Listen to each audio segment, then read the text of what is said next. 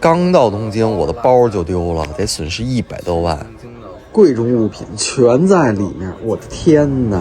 关键是啊，我还不会日语，因为我下车比较匆忙，也不认识站，所以手里一边手呢一直在看着 Google 地图，我好知道到哪站了。日本的交通真的太复杂了，同一个站台进站的车你不能乱上，上了它可能就不到你的位置，这也是为什么我一直关注着手机就把包丢了的主要原因。然后现在我们来到他们的警务室，在帮我们查询我的包现在的位置，因为我搁在了车的右上角那种置物架，它这种火车，所以也不知道它能不能找回来。我们也看看他们这边的办事效率，还有是否容易丢东西吧。thank you， 一直在帮着我们找行李箱，然后非常感谢。日本人也非常的nice 吧，我觉得。然后有什么问题，我到时候再看吧，等待后续能不能找到车厢。太好了，我的包找到了，他们告诉我要去高崎领取，因为我的这趟车是终点是到高崎站，我需要本人持着护照到高崎站领取，距离东京100多公里。我现在正在坐车了，是放在了这个位置，我忘了拿，所以就是遗失了。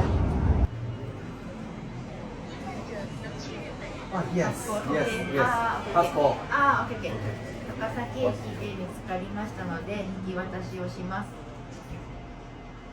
在高崎站找到。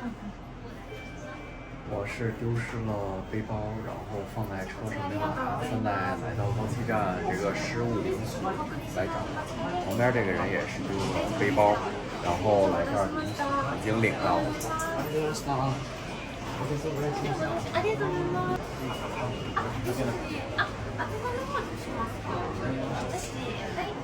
他们会给我打印一个失物招领的单子让我签。这里的人们说话都很温柔，无论男女都非常的温柔。じゃあ見てるだけ。見てるだけです。自由席座っていただいて、あとアテンダーに席。ありがとうございます。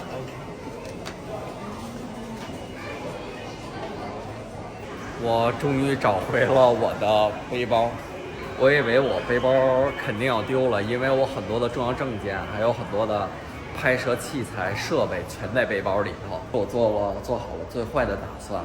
我觉得这么久2-3个小时的车程，这路程当中会有无数人的上下车，行李80%要丢了。但是没想到他们让我提供了我的车次我可能提供不了，但是我提供了我准确的时间，因为正好我拍摄了视频，然后我告诉了他们我在第几节车厢，什么时间到达的某个站点，他们就去联系了在这个时间点之内所有经过的火车都有哪些，从我的方向到达这个方向的火车有哪些，让他们挨个去沟通完了以后告诉我可以去领取了，已经找到我的行李了。